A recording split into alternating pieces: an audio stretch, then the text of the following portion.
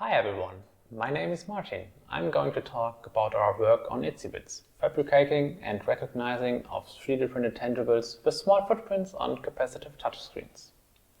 This is work I did with my co-authors Florian, Max, Jan and Hui. In this talk, I'm going to give a short introduction to our work on further miniaturizing the footprint of capacitive tangibles. The co-motivation comes from the fact that tangible objects today are often bulky when designers want to function them without additional hardware on capacitive touchscreens. That's suboptimal for both app designers and users, as it limits the possible use cases and is also frustrating to use since valuable display space is hidden by massive objects. The problem with uninstrumented approaches is that they require a certain minimal spacing of touch points, increasing the size of the object as well. But there is another possibility than using distinct touch points. We thought maybe we could use the capacitive raw data from the touchscreen, which is basically an image sensor, to recognize different conductive shapes. What we basically get here is a heavily downscaled image of the shape. The Itsy-Bits approach then goes as follows. Imagine an empty smartphone that obviously produces an empty black capacitive image. When an object is placed on the touchscreen, we analyze the capacitive image for blobs.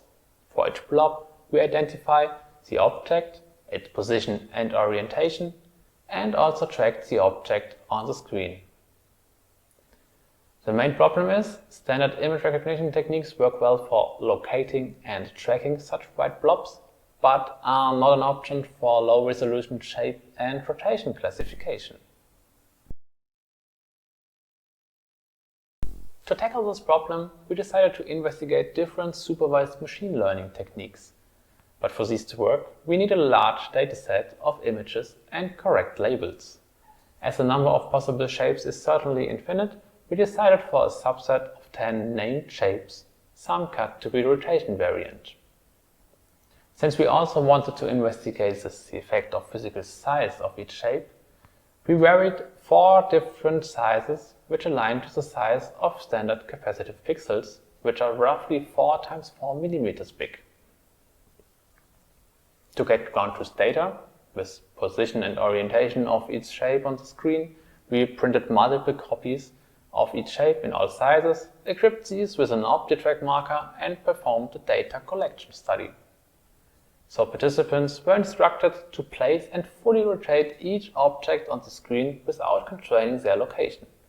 In total, we collected over 260,000 capacitive images, each labeled with the corresponding shape, their size, and posture on the screen.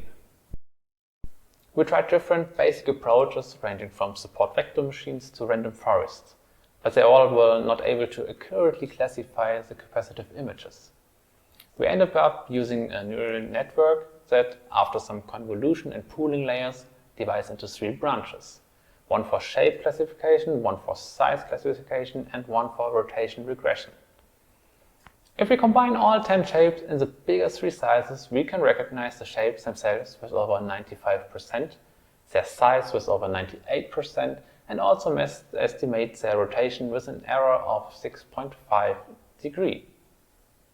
Of course, the details are a little bit more complex, so please have a look at the paper for more details, for example how it performs for different sizes alone. In addition, we also contribute a Fabrication Pipeline to design, print and use 3D printed tangibles with embedded conductive shapes.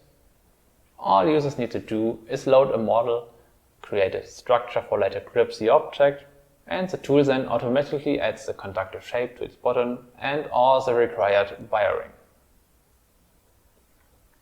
The object can then be printed on dual material printers and directly be used on the touchscreen. I would like to end my talk by sharing some applications for Itsy-Bits. All these benefit from tangibles with small footprints that can be fully customized using 3D printing and do not require any additional assembly. Thanks for watching, and if you have any questions, feel free to contact me.